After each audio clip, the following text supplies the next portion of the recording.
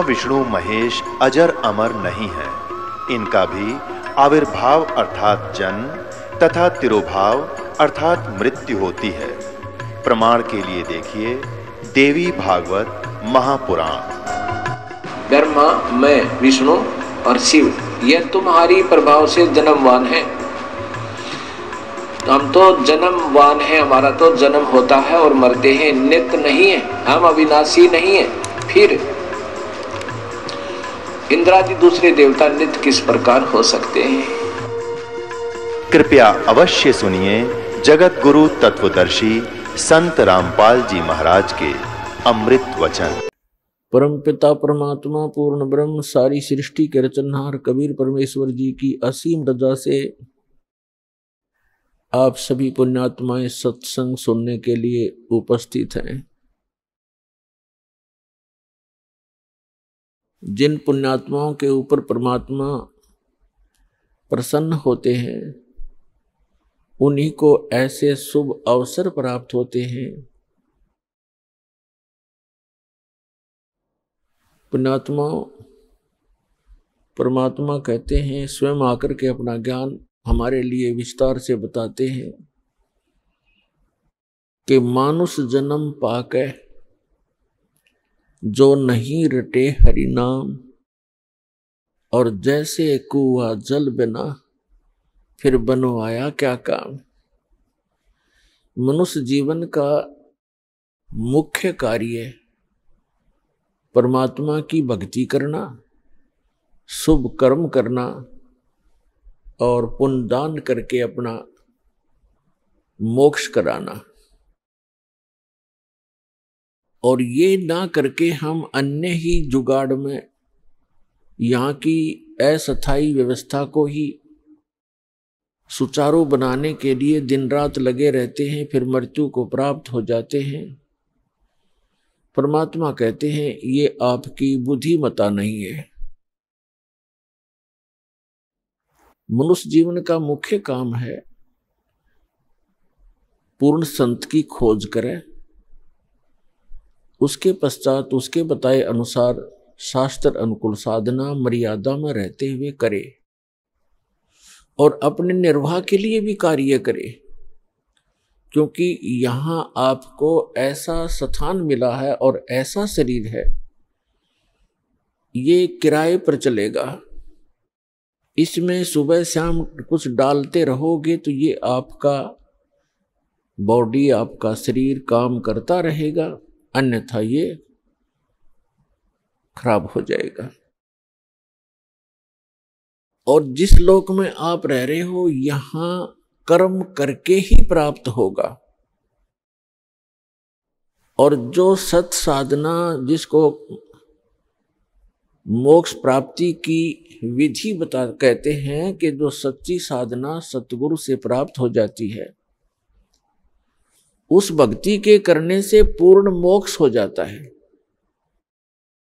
पूर्ण मोक्ष प्राप्त प्राणी उस लोक में चला जाता है जहां पर इसको कर्म किए बिना ही प्राप्त होता है। श्रीमद् भगवत गीता के अंदर उसको निष्कर्मे मोक्ष कहा है। वहां जाने के बाद बगैर काम किए ही आपको सब कुछ प्राप्त होगा। इसलिए आप जिस स्थान पर रह रहे हो ये आपने कर्म करते करते भक्ति करनी पड़ेगी। निर्वाह के कर्म करते करते आपको भक्ति के कर्म भी करने पड़ेंगे। इसलिए प्रत्येक सदग्रंथ के अंदर जो प्रावधान है वो इसी प्रकार का है। सबसे पहले आपको श्रीमद् भगवत गीता का प्रमाण देते हैं कि उसमें कैसी भक्ति करने को कहा है और उस भक्ति के करने का तरीका कौन सा है और वो साधना है कौन सी। श्रीमद् भगवत गीता अध्याय नंबर 8 के श्लोक नंबर 1 में अर्जुन ने पूछा कि भगवान आपने श्रीमद् भगवत गीता अध्याय नंबर 7 के श्लोक नंबर 29 में 29 में कहा है कि मेरे ज्ञान का जो आश्रय कर लेते हैं, कौन से ज्ञान का? गीता अध्याय नंबर 4 के श्लोक नंबर 32 और 34 में एक विशेष उल्लेख है कि सच्चिदानंद घन ब्रह्म अपने मुख कमल से स्वयं ही यहां आकर के एक यथार्थ ज्ञान बताता है, उसको तत्व ज्ञान कहते हैं। तो चौथे अध्याय के 34वें श्लोक में कहा कि उस तत्व ज्ञान को तत्वदर्शी संत ही जानते हैं। उन तत्वदर्शी संतों के पास जाकर के उस तत्व ज्ञान को अर्जुन ग्रहण करो। यदि आप पूर्ण मोक्ष प्राप्त करना चाहते हो, यदि आप उस शाश्वत स्थान को प्राप्त करना चाहते हो, गीता अध्याय नंबर 18 के श्लोक नंबर 62 में, गीता अध्याय नंबर 15 के श्लोक नंबर 4 में, गीता अध्याय नंबर 18 के श्लोक नंबर 66 में जो प्रमाण दिया है कि अर्जुन तू सर्वभाव से उस परमेश्वर की शरण में जा, उसकी कृपा से तू परम शांति को और शाश्वत स्थान अर्थात उस अमर लोक को प्राप्त होगा, सनातन परम धाम को प्राप्त होगा, जहां जाने के बाद साधक फिर लौटकर कभी संसार में नहीं आते। तो गीता अध्याय नंबर 7 के श्लोक नंबर 29 में गीता ज्ञानदाता कहता है कि जो मेरे इस ज्ञान का आश्रय कर लेते हैं और तत्वदर्शी संत की खोज कर लेते हैं, वे व्यक्ति फिर क्या करते हैं? जरा मरण मोक्षाय, जरा मरण मोक्षाय यतन्ति ते तत् ब्रह्म विदु कृत्स्नम अध्यात्म अखिल च कर्मम। वो व्यक्ति जो उस तत्ब्रह्म से परिचित हैं और सारे दातुम ज्ञान से परिचित हैं और सभी कर्मों से परिचित हैं, वे केवल जरा यानी वृद्धावस्था के दुख से और मरण माने मृत्यु के दुख से बचने के लिए ही प्रयत्न करते हैं, उससे मोक्ष प्राप्ति के लिए प्रयत्न करते हैं। जो व्यक्ति तत्ब्रह्म से परिचित हो जाते हैं और सारे दातुम ज्ञान से और सभी कर्मों से कि बुरे कर्म करोगे तो बुरा फल मिलेगा, अच्छे कर्म करोगे तो अच्छा फल मिलेगा, तुमने उस दरगाह का मैल नहीं देखा, धर्मराज के तिल तिल का लेखा। आज कोई कोढ़ी है, कोई रोगी है, कोई कैंसर पीड़ित है, किसी को अधरंग मार गया है, किसी की जुबान नहीं है, कोई गूंगा, कोई बहरा है, कोई लंगड़ा, कोई दोनों टांग कट गई है, कोई और अन्य भयंकर आपदाओं का सामना कर रहे हैं मनुष्य शरीरधारी प्राणी। और अन्य प्राणी भी आप देखते हो, कोई कुत्ता है, खाद लगी है, कीड़े पड़े हुए हैं, टांग टूट गई, पिछले हिस्से को पैरालिसिस हो गया है, दोनों पैरों को लटका के घसीट रहा है। तो ये आपके पूर्व जन्म के कर्मों का परिणाम है। तो ये ज्ञान सत्संग से होता है कि जैसे कर्म आप इस मानव शरीर में करोगे वो आगे आपको भोग्य होंगे। इसलिए आप जी ऐसे कर्म ना करो जो आपको आगे उनका दंड भोगना पड़े। और पीछे गलती में जो भी कुछ हो चुका है उसका प्रावधान, उसका एक विकल्प बताया है परमेश्वर ने कि मेरी शरण में, यानी कबीर परमात्मा पूर्ण ब्रह्म परम अक्षर ब्रह्म की शरण में जो व्यक्ति आ जाता है, उनके सभी पूर्व जन्म के जो अनजानपने में हुए पापों का नाश कर दिया जाता है और पापों से ही प्राणी को कष्ट होता है। आगे फिर वो इस ज्ञान से परिचित होकर के भविष्य में ऐसी गलती वो करता नहीं, क्योंकि वो संपूर्ण अध्यात्म ज्ञान से और सभी कर्मों के परिणामों से परिचित हो चुका है। तो वो व्यक्ति केवल जरा और मरण, जरा माने वृद्धावस्था का कष्ट, इस मनुष्य के ऊपर, मानव शरीर के ऊपर सबसे बड़ा भयंकर दुख है। प्रथम तो वृद्ध अवस्था का,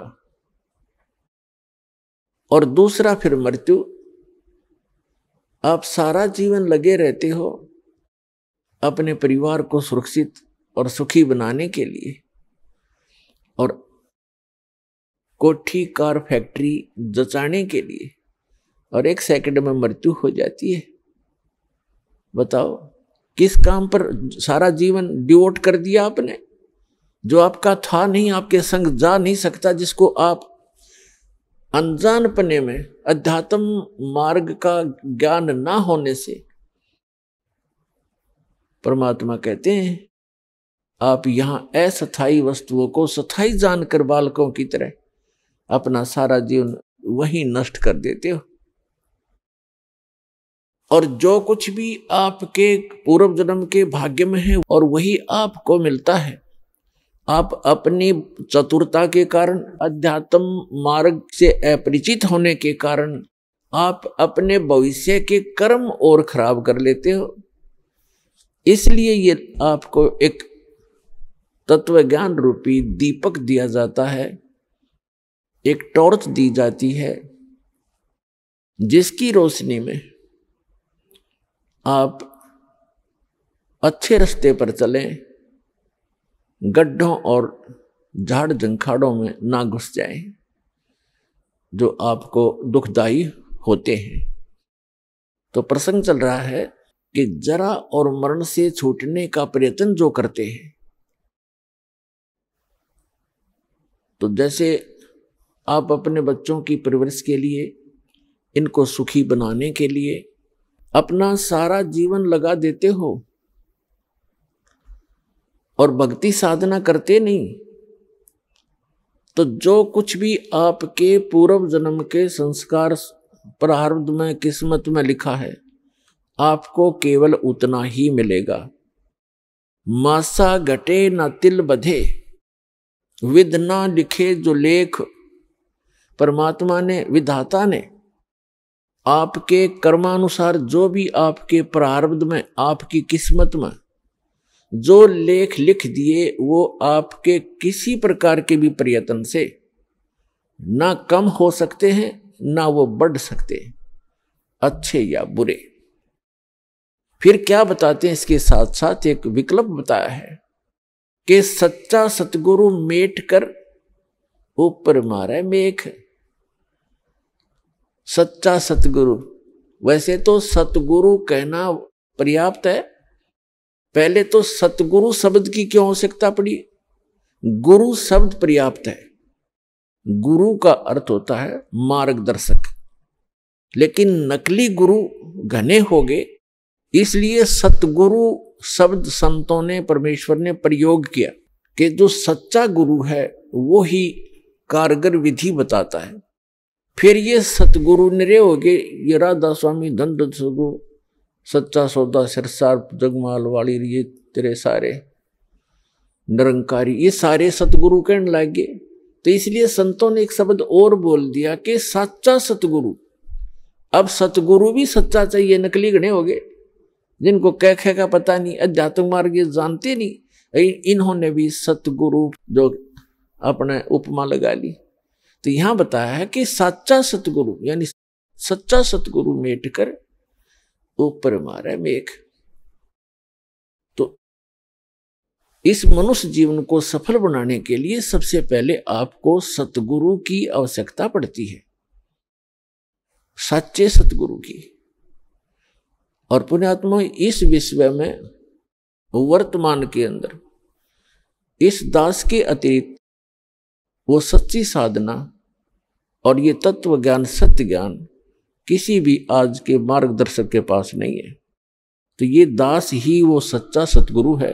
क्योंकि कुछ भक्त ऐसे होते हैं, श्रद्धालु, ये सोचते हैं कि अपनी बड़ाई आप ही कर रहे हैं। पुण्यात्मा, बड़ाई तो एक अलग वस्तु होती है, वो तो मूर्ख व्यक्ति किया करते हैं। सच्चाई को बड़ाई में नहीं गिनना चाहिए, क्योंकि हमारे भगवान स्वयं आए थे, वो स्वयं कहा करते थे, हम ही अलख अला हैं, कुतुब गोस और पीर, गरीब दास खालिक धनी, मेरा नाम कबीर। अब कहते हैं अपनी महिमा हमने आप बतानी पड़े, दूसरा कोई बता ही नहीं सकता। तो कबीर भगवान कहते हैं आप आरती, वो परमात्मा आप आरती, आप साजे, आप किंगर, आप बाजे, आप ताल झान झनकारा, आप नचे अब देखन हारा, कह कबीर ऐसी आरती गाऊं, आप मध्य आप समाऊं। तो अपने ज्ञान का, अपनी यथार्थता को आप ही बताना पड़ता है। यदि इस दास ने एक शब्द कहा कि इस विश्व में वो सच्चा सतगुरु ये रामपाल दास है, तो किसी को शंका है तो तोल कर देखो, जांच कर देखो, और फिर पता लगेगा, और फिर अपना कल्याण कराओ, अपना लाभ उठाओ। इतनी सी बात है, इसमें मान और बड़ाई की बात नहीं है। सच्चाई कहना कोई पाप नहीं, कोई बड़ाई नहीं, अभिमान नहीं। परमात्मा ने जब अपने आप को कहा हम ही अलख अल्लाह हैं, कुतुब गोस और पीर, यानी सभी जो भूमिका मैं ही कर रहा हूं, पूर्ण परमात्मा मैं हूं,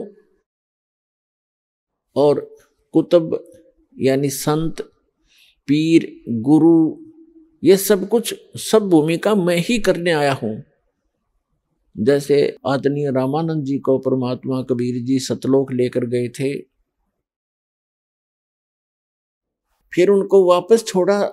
आदरणीय स्वामी रामानंद जी परमात्मा से परिचित होकर कहते हैं तुम साहेब तुम संत हो, तुम सतगुरु तुम हंस, गरीबदास तेरे रूप बिना और न दूजा अंश।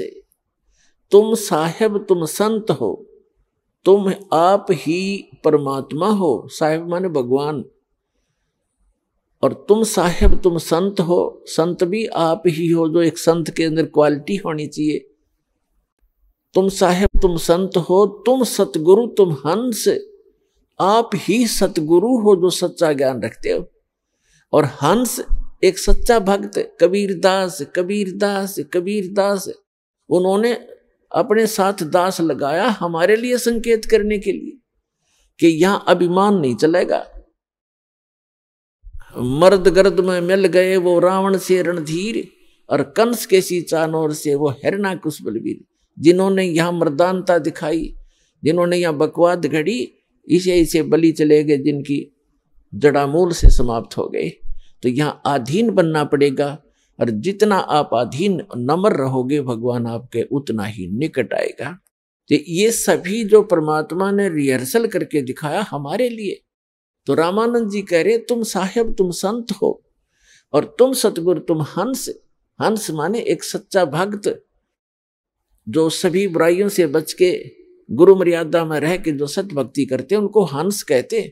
जैसे हंस एक पक्षी होता है, उसके अंदर एक विशेषता दी है प्रभु ने कि वो किसी भी सरोवर पर होगा, वो मच्छी नहीं खाता, मछलियां नहीं खाएगा, जीवन सा नहीं करेगा, वो केवल मोती खाता है, मोती, ये पहचान है उसकी। फिर उसके अंदर एक विशेष गुण है कि 1 किलो दूध में 1 किलो जल मिला दो आप, और जो ही वो चोंच उसमें डालेगा अपने आप दूध अलग हो जाएगा और जल अलग हो जाएगा। उसमें ऐसा गुण दिया है दाता ने, तो दूध ग्रहण कर लेगा, जल को छोड़ देगा। तो इस प्रकार कहते हैं भाई कोई काम करने से पहले दूध और पानी छान लेना चाहिए। यानी हंस का अर्थ है जो बुराई त्याग के केवल सच्चाई को ग्रहण करने वाले को हंस कहते हैं।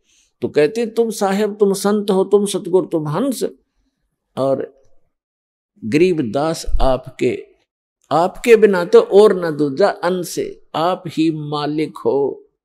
तो इस प्रकार अपनी जानकारी स्वयं देनी पड़ती है, अपना ज्ञान बताना पड़ता है, इसको अभिमान ना समझे। फिर जो प्रसंग चल रहा है कि जो क्रियाएं आप करते हो इस जीवन में, और यहां कोठी और बंगले बनाने के लिए परमात्मा कहते हैं कहा चढ़ावे मैडिया ये कोठी, लंबी भीत उसार, और गरते 3.5 हाथ गणाते 4.25। कहते क्यों बड़े बड़े इतनी लंबी लंबी कोठियां बनाने पर लगा रहा भोले आदमी, जो काम करने का वो कर। घर तो 3.5 हाथ गणाते 4.25। इस मानव का जो शरीर है प्रत्येक का, उनके अपने ये हाथ इतना बोलते हैं यहां से लेकर यहां तक, इसको कहते हैं ये आपके 3.5 हाथ कि आपका शरीर होता है। घर चाहिए तो इतना पर्याप्त है आपके लिए, और घना तो 4.25 है, 3.5 हाथ हो न तो 4.25 बना ले। कहने का भाव ये है कि मिनिमम कम से कम ये बिल्डिंगें बनाओ, जितनी आवश्यक हो उतनी ही बनाओ, अधिक ना बनाओ। और फिर क्या बताते हैं, पृथ्वीपति चकवे गए जिनके चक्कर चलंत, रावण श्री खे कौन गिने ऐसे गए अनंत। सर्व सोने की लंका थी, ओह तुम तो एक 10 ग्राम सोना किसी के पास हो जाए कूदता अंड है, और 50 ग्राम हो जाता तेनों का धरती तोल दे, बड़ा सेठ हो गया। खाक सेठ यहाँ का। कबीरा सब जग निर्धना धनवंता ना कोय, धनवंता सो जानिए जिस पर राम नाम धन होए। लंका, सारी लंका सोने की बना रखी थी रावण ने, गारा की जगह सोना प्रयोग कर रखा था, ईंटों की जगह सोना प्रयोग कर रखा था, सीमेंट के स्थान पर सोना प्रयोग कर रखा था, और वो भी ना ले जा सका। कहते हैं अगम निगम को खोज ले बुद्धि विवेक विचार, और उदय अस्त का राज मिले तो बिन नाम बेगार। कहते हैं रति रति कंचन पाया नहीं रावण चलती बार। ओए 1 ग्राम भी सोना रावण साथ नहीं ले जा सका जब वो जाने लगा। तो यहाँ की जो फोकट की महिमाएं हैं ये बकवाद हैं। भक्ति मार्ग में इनसे दूर हटकर ही हम चल सकते हैं। समाज के इस तरह की चोचलों को देखकर हम भक्ति नहीं कर सकते, हमने उनसे हटना पड़ेगा। और भविष्य की जानकारी भगवान ने जो दी है, जो सुख हम प्राप्त करना चाहते हैं भक्ति से, वो प्राप्त करने का प्रयत्न करें। वो कौन सा है? वो है पूर्ण मोक्ष। तो जो दास बताने जा रहा है कि मासा घटे न तिल बधे, विधाता लिखे जो लेख, और सच्चा सतगुरु मेट कर ऊपर मारे मेख। जब तक आप सच्चे सतगुरु की शरण में नहीं आते तब तक आपको केवल आपका वर्क डन ही मिलेगा, भूत पहले का, पूर्व का। और जिस समय आप सतगुरु की शरण में आ जाते हैं और उससे पहले जो आप क्रियाएं करते हैं अपने को धनी बनाने के लिए या अपना कोई और कोठी बंगले बनाने के लिए, कोई रिश्वत लेता है, कोई चोरी करता है, कोई मिलावट करता है, कोई डाके मारता है, तो वो पैसे एक बार तो इकट्ठे कर लोगे लेकिन वो डबल होकर जाएंगे आपके भाग्य में नहीं है वो। और वो पैसे तो रहेंगे नहीं, वो रुपया, वो धन नहीं रहेगा आपके पास, क्योंकि आपकी मृत्यु होगी तब आपके पास कहाँ रहा। या तो कोई बीमारी हो जाएगी। एक IAS अधिकारी था, कमिश्नर रैंक का, और उसने रिटायरमेंट होने से पहले अपनी लड़की का विवाह किया 6 महीने पहले। उसने ये सोच करके, वो एक MD पद पर विराजमान था किसी महकमे का, और उसने ये सोचकर किया था कि अब जितने भी मेरे अंतर्गत अधिकारी हैं सभी अच्छा दान देंगे, खूब धना होगा। ऐसे किया और खुद भी अच्छा पैसा, अच्छी पार्टी सिलेक्ट करी उसने अपनी बेटी के लिए। उस समय 3.5 लाख रुपए उसने अपनी लड़की के विवाह पर लगाए सन 1981 में। उस समय के 3.5 लाख आज के 3.5 करोड़, ये समझ लो। और लड़की का विवाह कर दिया, वो स्वयं रिटायर हो गया। विवाह के 6 महीने के बाद, यानी वो रिटायर हुआ ही था, कुछ दिन के बाद उस लड़की का तलाक हो गया, छोड़ दिया। अब वो पागल हो गया, वो IAS अधिकारी रिटायर्ड। अब उसको पता था कि जब शाम समुची लड़की के 3.5 लाख रुपये लाए, दोबारा ब्याह होगा तो 7 लाख लगेंगे। हार्ट अटैक होगा, मर गया भाई। लूट ले माल ने, वो लूटा था वो जमाई तो ही दे दिया। वो लेकर हजम कर गया, और अब कर ले, क्या करोगे? तो परमात्मा कहते हैं, अब यहां दास उसी प्रसंग पर आता है। गीता अध्याय नंबर 7 के श्लोक नंबर 29 में कहा है कि जो व्यक्ति जरा और मरण से छूटने का जो प्रयत्न करते हैं, मोक्ष प्राप्ति का प्रयत्न करते हैं, वे उस तत्ब्रह्म से परिचित हैं और सभी अध्यात्म कर्मों से परिचित हैं, और पूरे अध्यात्म ज्ञान से वो परिचित व्यक्ति ही जरा और मरण से छूटने का प्रयत्न करते हैं। इस नकली स्थान की कोई व्यवस्था की डिमांड वो नहीं रखते। वो कितना डिमांड रखते हैं सूक्ष्म वेद में फिर हटकर बताया है। इससे वो पहले तो हम गीता के आधार से आपको ज्ञान देंगे, क्योंकि विश्व के अंदर कुछ गिने चुने सदग्रंथ हैं जिनकी बहुत महिमा है, जैसे पवित्र वेद चारों, ऋग्वेद, यजुर्वेद, सामवेद, अथर्ववेद, पवित्र श्रीमद् भगवत गीता, ये गॉड गिवन स्पिरिचुअल नॉलेज है। उसके पश्चात पुराण, और कुरान जो है ये भी, अब जैसे क्योंकि प्रत्येक सदग्रंथ के सत्तर को हम सदग्रंथों से ही जांचेंगे। चारों वेद जो है गॉड गिवन है। गॉड गिवन यानी कबीर परमेश्वर के द्वारा दिए गए। वो कैसे दिए थे कि जैसे आज हम अपने मोबाइल से, अपने कंप्यूटर से दूसरे कंप्यूटर में ईमेल के माध्यम से या कोई अन्य दूसरे तरीके से फिल्म की फिल्म भेज देते हैं, 20-20, 30-30 घंटे का वीडियो दूसरे में भेज देते हैं। ऐसे परमात्मा ने अपने अंतःकरण से इस ज्योत निरंजन ब्रह्म, जो 21 ब्रह्मांड का मालिक है, सरपुरुष जिसको कहते हैं, जिसे काल कहा जाता है, जिसके 21 ब्रह्मांड हैं जहां हम रह रहे हैं, इसकी अंतःकरण में इसके जो है ईमेल आईडी पर फैक्स कर दी, भेज दी सारा। इसने उनको सबको डाउनलोड किया तो क्या पाया? ये एक बेईमान व्यक्ति है जो यहाँ का मालिक है 21 ब्रह्मांड का। इसको ये चिंता बनी रहती है कि कोई व्यक्ति सच्चाई से परिचित ना हो जाए, यहाँ का प्राणी, और कहीं यहाँ से निकल ना जा, तेरा लोक उजड़ जा, यहाँ दुख कितने पाते रहो। इसने केवल आपको रोक के रखना ही उद्देश्य बना रखा है, और परमात्मा चाहता है कि आप यहाँ से निकलो, उस सुखमय प्लेस स्थान पर चलो जहाँ कभी वृद्धावस्था नहीं, जहाँ कभी मृत्यु होती ही नहीं, आपका परिवार होगा। इस ऐसी ही दुनिया है, लेकिन वो अविनाशी मटेरियल है सारा। वह बिना किए कर्म आपको सब कुछ मिलेगा।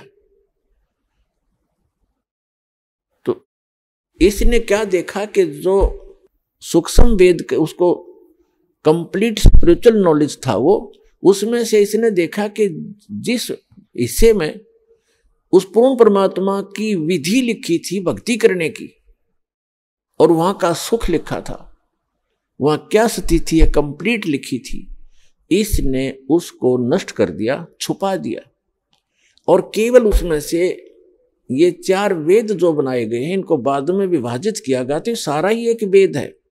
इसमें अलग अलग से पोर्शन बना रखे थे, ये अध्याय थे, तो इसने ये 4 वेद रख लिए। वो मेन जो करीम थी वह खत्म कर दी, छुपा दी।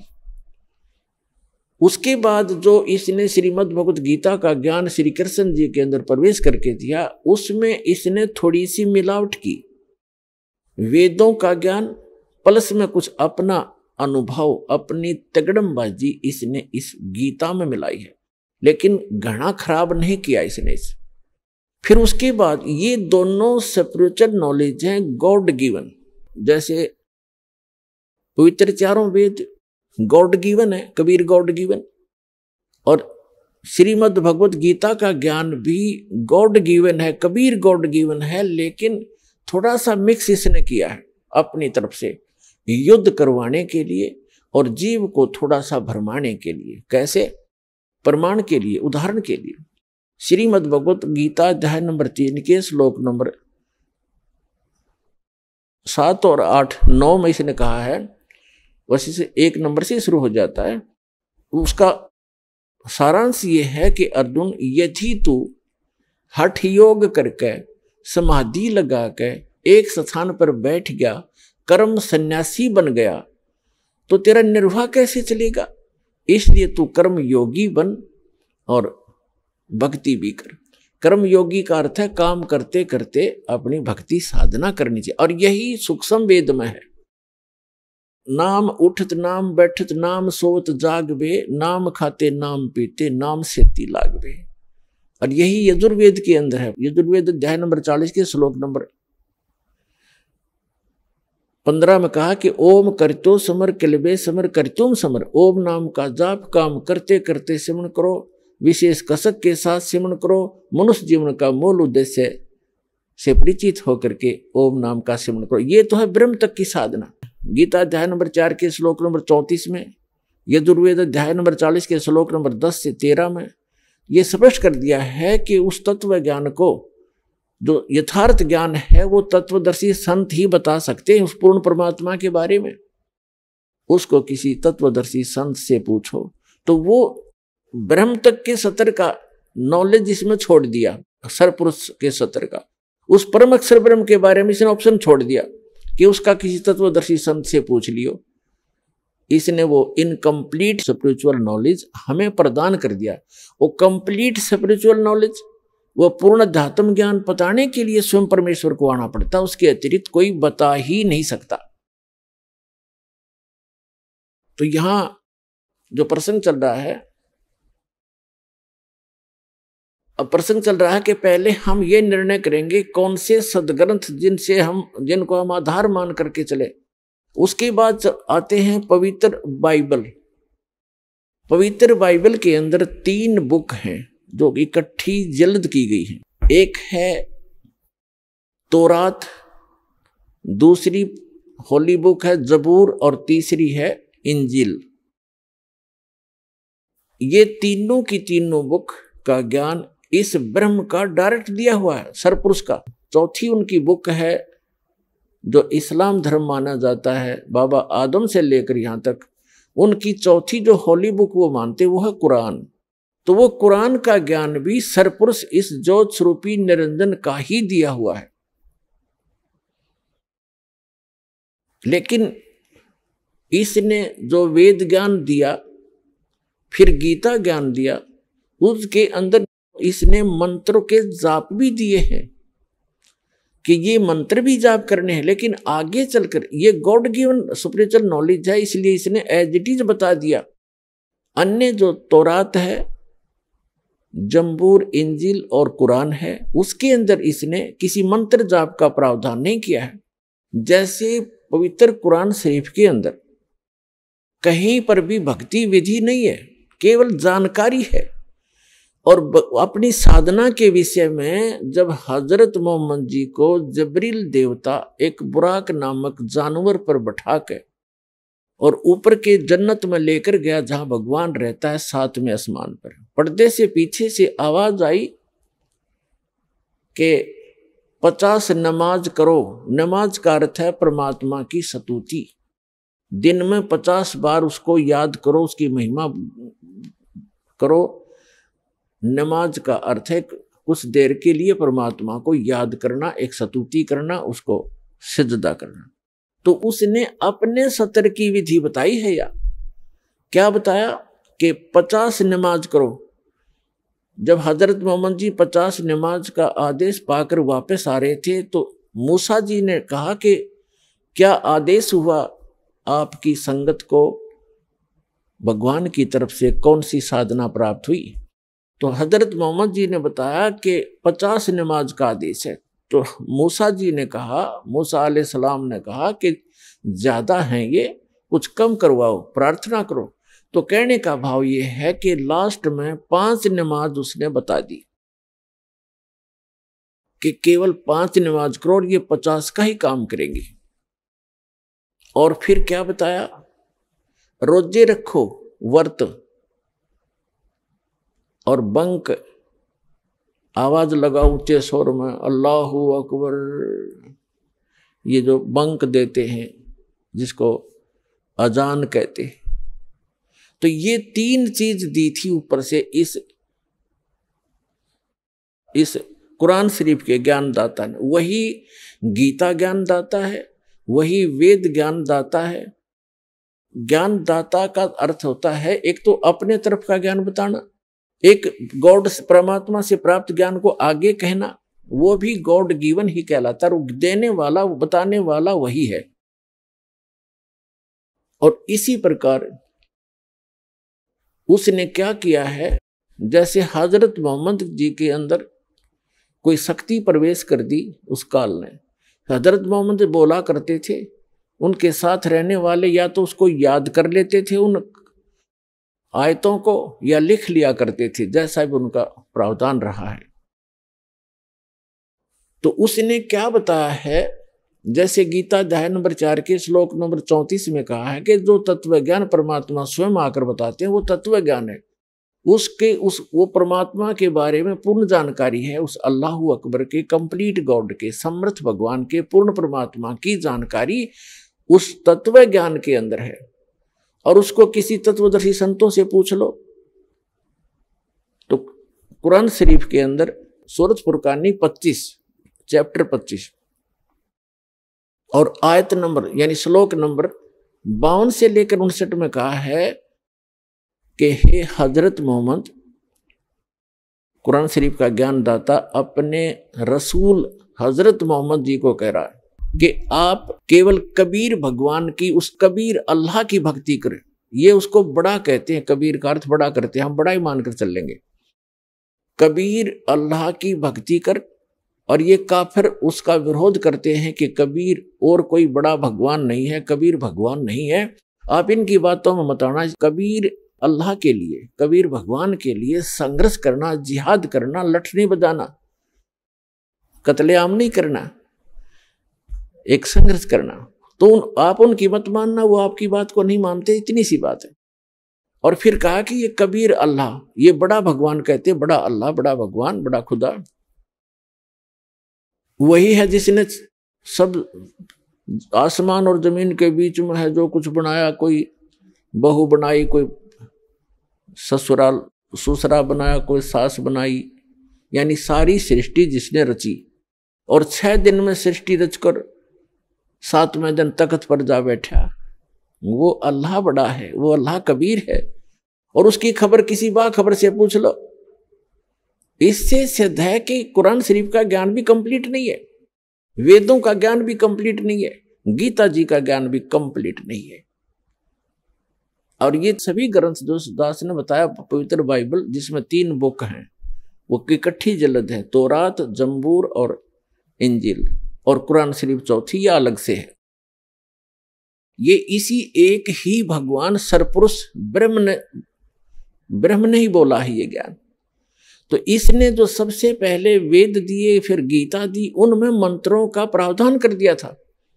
उसके बाद इसने अपने कंप्लीट अपने हिसाब का ज्ञान दिया है कि 5 वक्त की नमाज, रोजे और बंक, बस बिस्मिल करने का आदेश, कोई हलाल करने का आदेश ऊपर से हजरत मोहम्मद जी नहीं लेकर आए।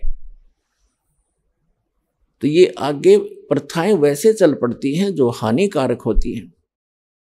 यदि मुसलमान भाई उसका भी पालन करते, केवल उसी 3 चीजों पर रुके रहते, तो बहुत से पापों से बचे रहते और ये जीव हिंसा का पाप इनके सिर ना मंडा जाता है।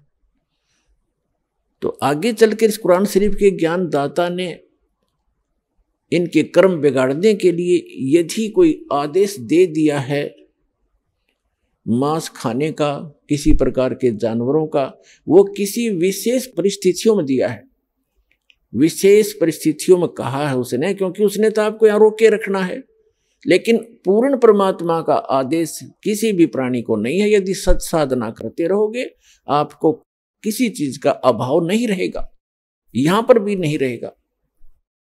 क्योंकि जैसे जिस प्रकार इस कुरान शरीफ के ज्ञानदाता ने, वही है कुरान शरीफ का ज्ञानदाता, वही तौरात, पवित्र होली बुक तौरात, होली बुक जबूर, होली बुक इंजिल और होली बुक कुरान और होली बुक वेद और होली बुक गीता, इन सभी का ज्ञानदाता यही है। लेकिन जो वेद हैं इसने god given spiritual knowledge as it is दे दिया, और जो श्रीमद् भगवत गीता का ज्ञान है उसमें इसने थोड़ा सा अपनी अटकलबाजी लड़ा दी। जैसे दास बताना चाहा था कि जैसे गीता अध्याय नंबर 3 के श्लोक नंबर 4, 5, 6 और 7 में इसने कहा कि अर्जुन यदि तू एक स्थान पर बैठकर हठ योग करेगा, कर्म सन्यासी बन गया, कर्मों का सन्यास कर दिया, कर्म छोड़कर तू बैठा ही रहा, तो तेरा निर्वाह कैसे चलेगा?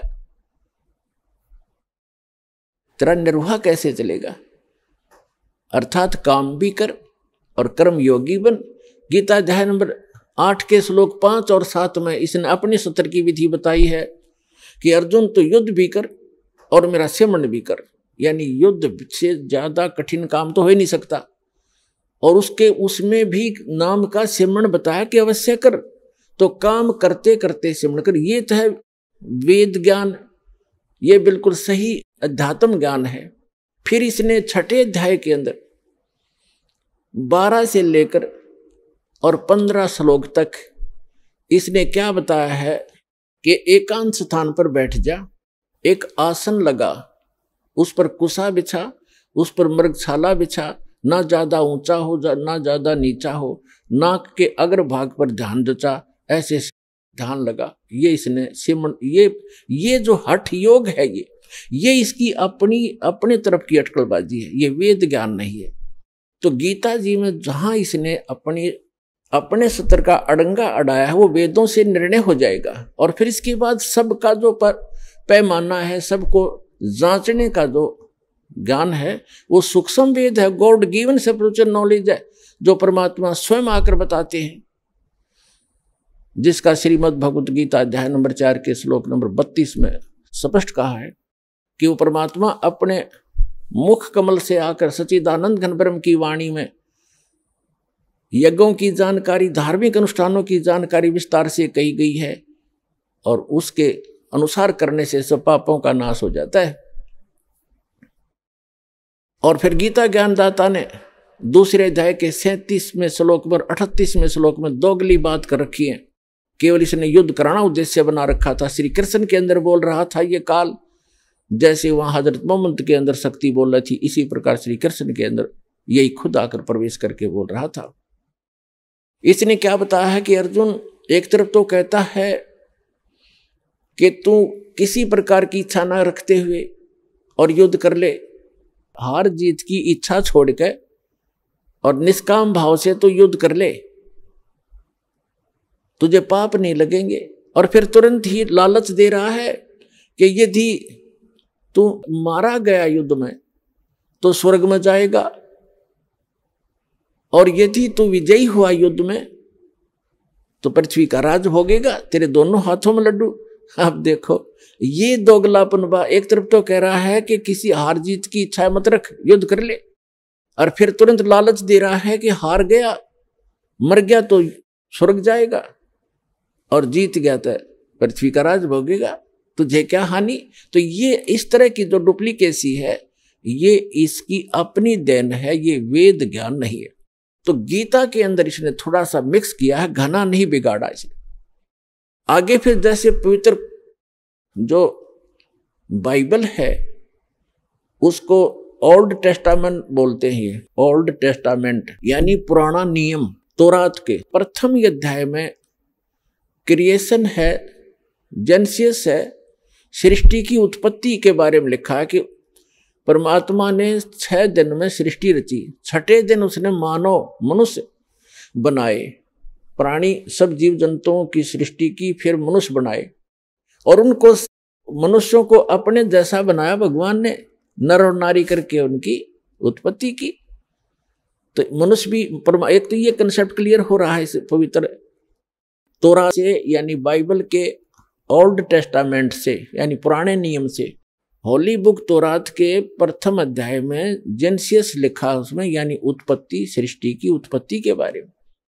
उसमें लिखा कि 6 दिन में सृष्टि रची भगवान ने, कैसे कैसे की। पहला दिन हुआ, फिर दूसरे दिन ये रचा, तीसरे दिन ये, चौथे दिन ये, 5वें दिन ये। 6ठे दिन में सभी प्राणियों की, आकाश के पक्षी, घरेलू पक्षी, पृथ्वी पर रेंगने वाले पक्षी, पशु पक्षी, जलचर, सभी की रचना की। फिर कहा कि हम मनुष्य को बनाएंगे, परमात्मा ने अपने जैसा, अपने स्वरूप के अनुसार मनुष्य को बनाया। इसे सिद्ध हो गया कि भगवान भी मनुष्य जैसा है, हमारे ही उनिहार है, हमारा सृजनहार।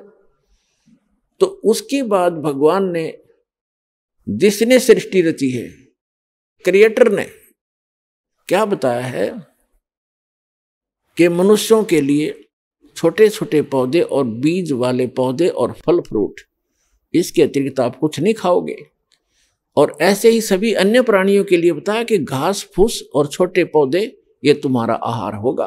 तो ये है उसके बाद वो तो 6 दिन में सृष्टि रच के क्रिएटर, सारी सृष्टि का मालिक अल्लाहू अकबर, वो तो तख्त पर जा विराजा, सिंहासन पर बैठ गया जहां वो रहता है, ऊपर के लोक में। और ये ज्ञान बताया है इसी ने, जो गीता ज्ञान दाता है, वेद ज्ञान दाता है, कुरान ज्ञान दाता, उसी ने वो ज्ञान बताया है कि उस परमात्मा ने ऐसा किया। तो वो आदेश है उस कंप्लीट गॉड का, पूर्ण परमात्मा का, अल्लाहू अकबर का, कि कोई किसी ने मांस नहीं खाना, फल फ्रूट भरपूर, काजू किस्मत, सेब संतरे। अब जैसे गरीबदास जी कहते हैं कि बासमती चावल पकावे और घरत खांड टुक डार, और गरीबदास करो बंदगी ये कूड़े काम निवार। मांस क्यों खाते हो? मांस ऐसा कबाड़ खाते हो, उसके स्थान पर बासमती चावल पकाओ, देसी घी और बूरा डाल के खाओ, काजू किस्मत सेब संतरे खा लो, ऐसा डंगा खाने लगे।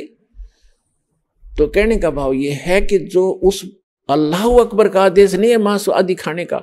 यदि पवित्र कुरान शरीफ में या किसी पवित्र पुराण में या किसी पवित्र तौरात, जबूर या इंजिल में, यानी पवित्र बाइबल में, इन तीनों पुस्तकों का संग्रह ही पवित्र बाइबल है।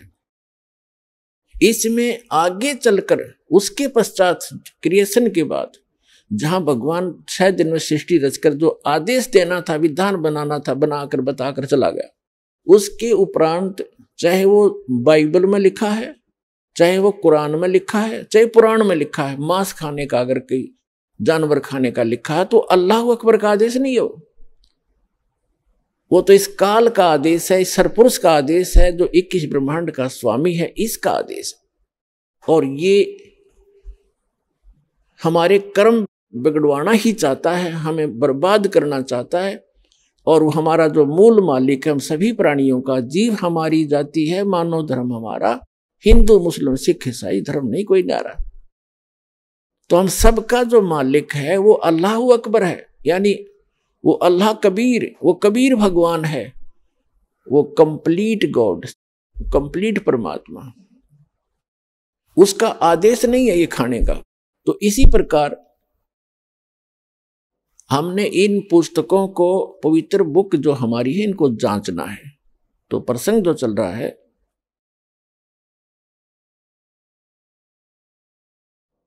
कि उस पूर्ण परमात्मा के आदेश का उल्लंघन करने मात्र से यदि आगे हमने इस काल भगवान की, यानी सरपुरुष की, गीता ज्ञान दाता, कुरान शरीफ के ज्ञान दाता, बाइबल के ज्ञान दाता के आदेश का पालन करके यदि हमने आगे मांस खा लिया, या उसने कहीं किसी पुराण में, कुरान, बाइबल में मांस आहार का लिखा है, तो कंप्लीट गॉड का आदेश नहीं है, वो समर्थ का आदेश नहीं है।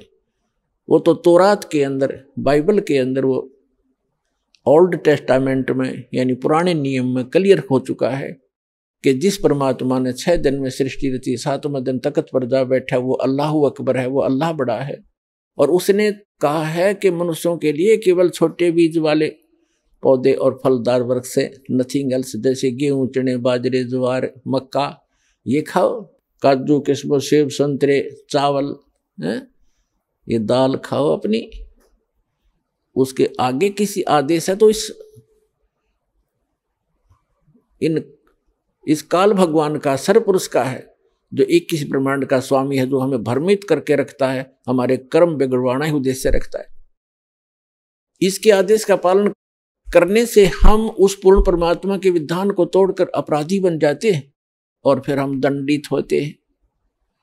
जैसे एक SHO का बेहतर था, कोई किसान यानी ग्रामीण और उसको कोई उसका पड़ोसी साथी साथ के मकान वाला व्यक्ति तंग करता था। उसने अपने मित्र दरोगा जी से कहा कि दरोगा जी, एक मेरा साथी पड़ोसी जो है मुझे बहुत तंग करता है, किसी प्रकार भी बाज नहीं आता है, मैं बहुत बच रहा हूं। एसएचओ ने कहा कि उसका मार लठ, माप देख लूंगा, फोड़ दे सिर उसका जाके। अब उसने अपने मित्र एसएचओ का आदेश लेकर, आदेश का पालन करके अपने पड़ोसी के साथ झगड़ा ठान लिया और झगड़े में उसका लठ मार दिया। आइए अब हम उन श्रद्धालुओं के अनुभव जानते हैं जो जगत गुरु तत्वदर्शी संत रामपाल जी महाराज जी से दीक्षा प्राप्त कर चुके हैं तथा उनके द्वारा बताए गए भक्ति मार्ग पर चल रहे हैं। जी नमस्कार। हाँ जी नमस्कार जी। जी क्या नाम है आपका? मेरा नाम गीता। गीता जी, आप कहाँ से आए हो? जी मैं राजपुरा पटियाला पंजाब से आई हूँ। जी संत रामपाल जी महाराज जी से कब जुड़े आप? मैं 25 जून 2017 में जुड़ी हूँ। संत रामपाल जी महाराज जी से जुड़ने से पहले आप क्या भक्ति साधनाएं करते थे? जी मैं भक्ति साधना तो ऐसे देवी देवताओं की करती थी, लेकिन मैं अंदर से नास्तिक की थी। ऐसा क्यों? क्योंकि मैं किसी की भी देवी देवताओं को मानती नहीं थी। हमारे घर में बहुत ज़्यादा प्रॉब्लम थी, उस वजह से मैं मतलब देखा देखी करती थी, लेकिन मेरे मन से किसी के नामों को नहीं करती थी मैं। संत रामपाल जी महाराज जी से जुड़ने के पीछे क्या कारण रहा? पहली मकसद तो मेरा यही है कि हम अपने घर में पढ़ते थे, सुनते थे सभी पंडितों वगैरह से कि गुरु बनाना जरूरी है, और कृष्ण जी के कार्तिक माते में लिखा हुआ है गुरु जरूर बनाना चाहिए हमें। इसलिए मैं गुरु बनाने के लिए सोचती थी कि कोई अच्छा गुरु मिलेगा जो मेरे सवालों का जवाब दे सकेगा, दुख दर्द दूर कर सकेगा, उसी को मैं गुरु बनाऊंगी।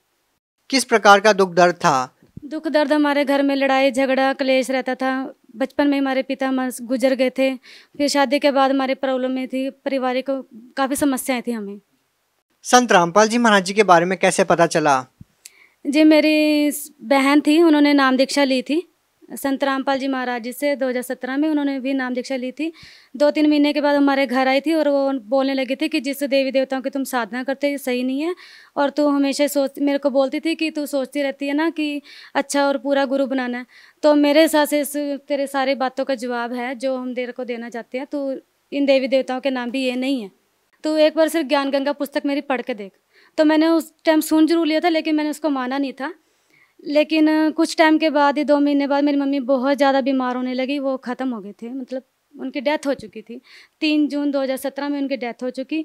और मैंने उनको बोला कि मेरे को नहीं किसी को गुरु बनाना, अब तो मेरा बिल्कुल ही ख़त्म हो चुका है, अब तो मैं बिल्कुल ही परमात्मा पे विश्वास उठ चुका है। तो कुछ टाइम बाद भाई साहब क्या हुआ, मेरे मम्मी जैसे ही गुजरी है, साथ के साथ मेरे को मम्मी का प्रभाव पड़ने लगे। मैं बहुत ज़्यादा ही तंग होने लगी थी। भूत प्रेत की समस्या होने लगी? जी मम्मी ना जैसे मेरे अंदर ही आ गए थे, ऐसा मेरे को महसूस होने लगा। मैं ना कोई क्या बोल के जा रहा है क्या नहीं, मेरे को कुछ भी नहीं पता चल रहा था। और मैं अपने 3-4 सालों से 2013 से 2012 में मेरी शादी हुई है। 2013 से मैं अपने ससुराल में बैठी, अपने मायके में बैठी थी, जिसकी वजह से मैं वैसे बहुत तंग थी। मम्मी के गुजरने के बाद मैंने सोचा चलो कोई बात नहीं, कोई गुरु बना के देखते, इतना वो बोल रही है तो सुनने में भी कोई हर्ज नहीं है। लेकिन मैंने संत रामपाल जी महाराज जी का ना कोई सत्संग सुना था, ना ही मैंने कभी इनका नामदान सुना था। जी मैंने पुस्तक नहीं शुरू की थी, बस मेरे को ये मेरी बहन को देख के लग गया था कि मैंने ना देखना है कि ये कौन से देवी देवताओं का जाप करते हैं सही। बस उस नाम जाप के चक्कर में ही मैंने सोच लिया था, सोचूंगी कि इसी गुरु को गुरु बनाऊं, जबकि मैंने संत रामपाल जी की शक्ल नहीं देखी थी। तो 24 जून 2017 में शनिवार के दिन सुबह 4 बजे मेरे परमात्मा घर पे संत रामपाल जी महाराज जी आए हैं और बोल रहे हैं कि आप जानना चाहते हो कि आपकी जो बहन है वो कौन सा नामदान जाप कर रही है। मैंने उनको बोला हाँ जी मेरे को जानना है जी, ये कौन है। तो वो बोल रहे हैं कल मैं तेरे को बताने आऊँगा कि कौन सा नाम जाप करे तुम्हारी बहन, और तुम्हें प्रथम मंत्र की दीक्षा देकर जाऊँगा। इतना मैंने अपनी बहन को सुबह बोला कि तेरे जो गुरुजी हैं मैं नहीं जानती कौन है, मैंने शक्ल भी नहीं देखी है, लेकिन ऐसे लगा था वो बोल रहे तो मैं तेरी बहन का गुरु हूँ और मैं बताने आया हूँ कि तेरे को नाम दीक्षा देने के लिए। तो संत रामपाल जी महाराज जी मेरे सपने में फिर आए और उन्होंने बोला कि आज आपको मैं नाम दीक्षा दे रहा हूँ, आपने सुबह जहाँ पे आपकी बहन सत्संग में जाएगी आपने सत्संग में जाना खन्ना में, और आप वहाँ जाके नाम दीक्षा ले सकते हो। तो भाई साहब अगले दिन मैंने अपनी बहन को सुबह सुबह बोला कि तूने सत्संग में जाना, मुझे सत्संग में जाना है, मुझे भी वहाँ से नाम दीक्षा लेकर आनी है। तो मैं उनके साथ गई हूँ। वहाँ जाने के बाद मुझे पता चलता है कि यहाँ 5 साल से सत्संग हो रहा है कि और लेकिन यहाँ पे नाम दीक्षा नहीं मिलती है खन्ना में। मैंने उनको बोला फिर तो तेरा गुरु ऐसे ही है कि फिर क्या फ़ायदा मेरे को, अगर गुरुजी दिख के गए हैं, तेरे बोल रहे हैं कि मैं संत रामपाल जी हूँ और मैं तुम्हें नाम दीक्षा दूंगा, जबकि मैं वहाँ जाती हूँ वो कहते हैं 5 साल से खन्ना में सत्संग हो रहा है लेकिन नाम दीक्षा कभी नहीं हुई है। तो ये संत रामपाल जी महाराज हमारे परमात्मा ने इतना चमत्कार किया कि आधे घंटे के बाद जब सत्संग समाप्त होता है तो हमारे यहाँ पे कोऑर्डिनेटर हैं दीपक दास भगत जी, तो उन्होंने अनाउंसमेंट की है कि संत रामपाल जी महाराज जी का आदेश आया है कि जो कोई नया भक्त जुड़ना चाहता है, प्रथम दीक्षा लेना चाहता है, यानी कि जुड़ना चाहता है उनके साथ, आज यहाँ पे दीक्षा का प्रबंध किया गया। इतना सोचते मेरे को हुआ कि शायद सच्ची होगा कुछ ना कुछ, बस ऐसा मन टिक गया था मेरा। तो मैंने वहाँ से नाम दीक्षा ली। जो मेरे शारीरिक लाभ थे मुझे वो होते जा रहे थे। और मेरे जो हस्बैंड, जो मैंने अपने हस्बैंड के ऊपर आपको बताना चाहूँगी, मैंने अपने हस्बैंड के ऊपर कोर्ट केस किया हुआ था तलाक का, डिवोर्स का, जिसकी वजह से हो जाए, लेकिन उन्होंने कोर्ट में जाके माफ़ी मांगी है, सारा पैसा भी खुद भरा है और वहाँ पे लेने आए कि मैं तेरे को घर बसाना चाहता हूँ, मैंने तेरे साथ घर बसाना है दोबारा से। संत रामपाल जी महाराज जी से नाम दीक्षा लेने के बाद की बात है? संत रामपाल जी महाराज से नाम दीक्षा लेने के बाद ही हुआ ये सब कुछ, जो भी परमात्मा ने चमत्कार किया हमारे संत रामपाल जी महाराज ने, तभी हुए हैं। और ये चमत्कार 20-22 दिन के अंदर ही हो गए थे। क्या आप मानते हैं कि संत रामपाल जी महाराज जी से नाम दीक्षा लेने के बाद आपके जीवन में इतना बड़ा बदलाव हुआ, आपको इतने सारे लाभ मिले? हाँ जी भगत जी, हाँ जी भाई साहब, ये तो मैं बिल्कुल मानती हूँ। और क्या क्या लाभ मिले? लाभ भगत जी, मैंने भाई साहब मैंने 2 बार सुसाइड करने की भी कोशिश की है, क्योंकि मेरे घर में बहुत ज़्यादा ये प्रॉब्लम थी, जिसकी वजह से मैंने 2 बार सुसाइड करने के लिए दवाई खाई थी, पॉइजन खा चुकी थी मैं। लेकिन परमात्मा ने मतलब कहीं ना कहीं मेरी भक्ति जुड़ी होगी, शायद मेरे को बचा के रखा था। बहन जी, आज भी जो लोग आपकी तरह पीड़ित हैं, इस तरह के दुख दर्द बहुत सारे लोगों को होते हैं, तो क्या वो लोग संत रामपाल जी महाराज जी से नाम दीक्षा लेते हैं तो क्या उनके भी दुख दर्द दूर हो जाएंगे? हाँ जी हाँ, 101%, ये कह सकते हो 100 से भी ज़्यादा, जो भी हो सकता है। मैं कह रही हूँ कि मैंने कोई ऐसा मतलब खोज करती थी गुरु बनाने के लिए, जब भी मैं आसाराम बापू जी के पास, हमारे रिश्तेदारों ने नाम दिया होता, और इससे पहले मैंने ब्रह्म कुमारी वालों के पास जाके उनकी बुक्स वगैरह पढ़ने की कोशिश की थी। तो काफ़ी सारा ज्ञान था जो मैं सोचती थी कि जो मेरे सवालों का जवाब दे सकेगा उनको ही मैं गुरु बनाऊंगी। तो मेरे सवालों के जवाब होते थे, कई बार पढ़ती थी सारी किताबें, ऐसा नहीं है, लेकिन मैं अंदर से नहीं पढ़ती थी, सिर्फ उसको खोज करने के लिए कि जब मेरे को इन सारे सवालों के जवाब मिल जाएंगे, कुछ सुधार दिखेगा, तो ही मैं किसी को गुरु बनाऊंगी। और मैं 101% कह सकती हूँ कि संत रामपाल जी से ऊपर इस दुनिया में ना कोई है, ना ही कोई होगा। भाई साहब ऐसा है, सबसे पहली बात, जिनको तो अपने कष्ट कटवाने हैं वो तो एक बार इस चीज़ को जरूर ट्राई करें कि हमें संत रामपाल जी से कोई फ़ायदा हो रहा है या नहीं। तो आप सोच सकते हो, मेरे को जब उन्होंने 20-22 दिन के अंदर लाभ दिया, मेरी परीक्षा लेने आए हैं, सब कुछ संभाला, मेरा घर बसा हुआ, जो उजड़ा हुआ मेरा इतना घर था उसको बसाया आके। मेरे हस्बैंड जो थे उस समय अफीम, पता नहीं क्या क्या नशे करते थे, जिस नशों के बारे में मैंने कभी नाम भी नहीं सुना था, वो भी कर रहे थे। आज देखो वही हैं, वो मेरे को लेके बैठे हैं घर, हम आराम से खा रहे हैं, पका रहे हैं। मेरी बेटी 6 साल की हो चुकी है, अब हम आराम से रह रहे हैं। 3-4 महीने से हम और भी अच्छा हमने घर जोड़ लिया बल्कि बना। भगत समाज को क्या संदेश देना चाहते हैं? मैं संदेश तो नहीं दे सकती, पर ये जरूर कहूँगी, एक बार संत रामपाल जी महाराज जी का ना सत्संग सुनकर जरूर देखें, अपने ग्रंथों से मिलान करके देखें, एक बार उनको समझने की कोशिश जरूर करें। और कुछ नहीं तो आप लाभ लेने के लिए जरूर सोचें कि हमें लाभ लेना है, कि आपकी कोई समस्या है, एक बार समस्या के लिए जुड़ कर देखें, तो कोशिश जरूर करनी चाहिए। जी धन्यवाद सर साहब जी।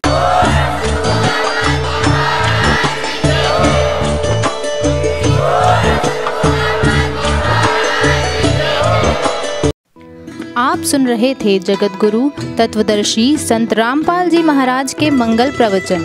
अधिक जानकारी के लिए संपर्क करें।